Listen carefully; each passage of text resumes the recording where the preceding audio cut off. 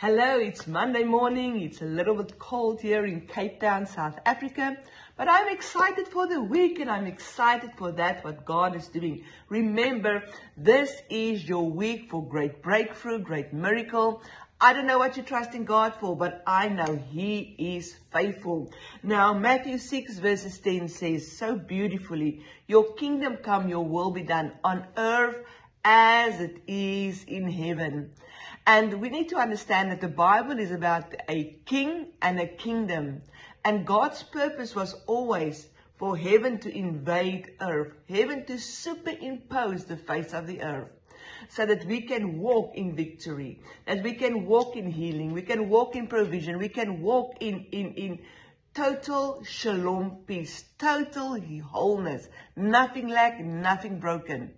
But, you know, the world is corrupted and we are in this world, but we're not from this world. But sometimes we operate according to this world.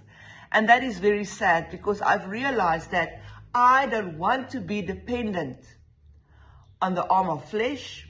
I don't want to be dependent on an economy system. I don't want to be dependent on government.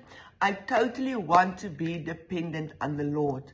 Because when we operate in fear, we are actually saying, God, you can't do this. God, you cannot do the impossible. God, I don't believe that you exist and that you're all powerful.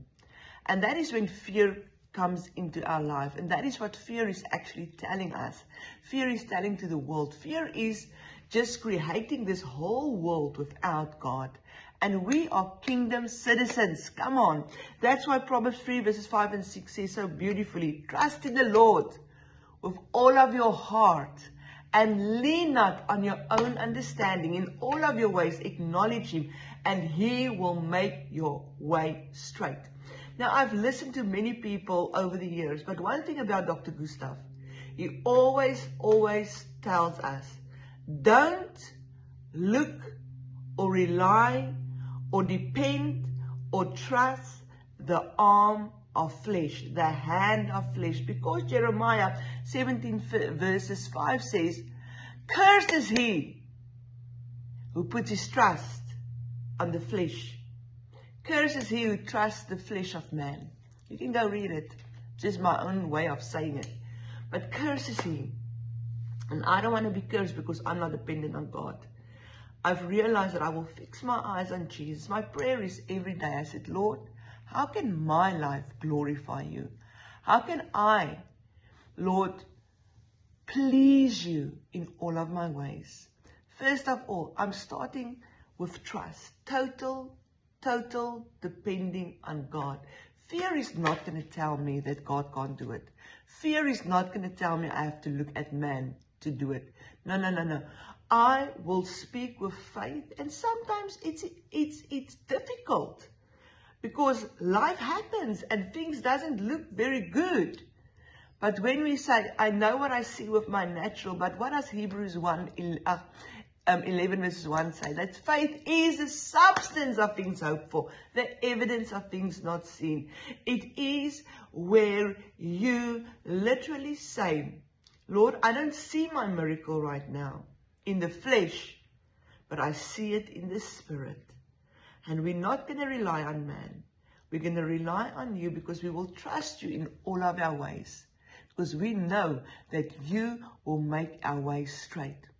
Remember, your kingdom come, your will be done on earth as it is in heaven.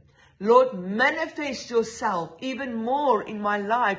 Manifest yourself wherever I go. Let people see your hand. Let people hear the testimonies of how good and how great you are. Listen here, I've got testimony upon testimony. What was so amazing last Sunday night, not last night, but the previous Sunday night, is that when I had to preach, and again, it's not me. I'm just in awe of that, what God is always doing and how He's showing up. And God told me there's somebody with a little bit of a back pain, but it's not really your back, it's more kidneys or things like that. And I just said it, I was ministering and I had to interrupt myself and say, listen here, the Lord wants to heal somebody. And I went home and I felt like, Lord, maybe I've missed you, because what I do, I never say, if it's you, come out, that I pray for you. I just leave it because I believe that if God wants to heal that person, He's going to heal that person. It doesn't need me because the Holy Spirit is there. And I just said that, and I went on, and I went home, and I felt a little bit discouraged because nobody came after church and told me, oh, I had backache and God healed me. So when I got home, I said, Lord, I hope I didn't miss you tonight. I got a text from a girl that said, my dad had that back pain. And as you spoke these words, he felt how the Holy Spirit came over him and how God healed him. And you know what was so amazing? I just shared the testimony in a group of women on Saturday. And there was a lady, she started to cry. She said, Pastor, it happened to me on Sunday as well. It happened to me. I had this pain, severe pain. And I said, Lord, I can't take it. And at that moment when you said it, God instantly healed my back. Come on. If I had to depend on myself and I had to rely on my own strength and my own power, that people would not have received their healing. But because I don't lean on my own understanding, I trust the King of Kings and the Lord of Lords to do the exceedingly, the abundantly, the above in people's lives. And that's where I start to see miracle upon miracle upon miracle. Because I just say, Lord, let my life please you. What I do, let it honor you. And show me how to do it. And God is so faithful. I don't know about you, but I am so excited for that, what God is doing. Well, I want to tell you from Loftal, Cape Town, South Africa, that we love you, we pray for you, and we know that God is about to do something great in your life. Don't look at man for your miracle. Look at God and see how He will show Himself strong and make Himself real to you. Well, if you are in the Louisiana Awakening area, remember, you can go on Facebook to see the times, but it's on Sharp Road, 7 o'clock with Apostle Frank and the Bold team. Don't miss your moment in God's presence.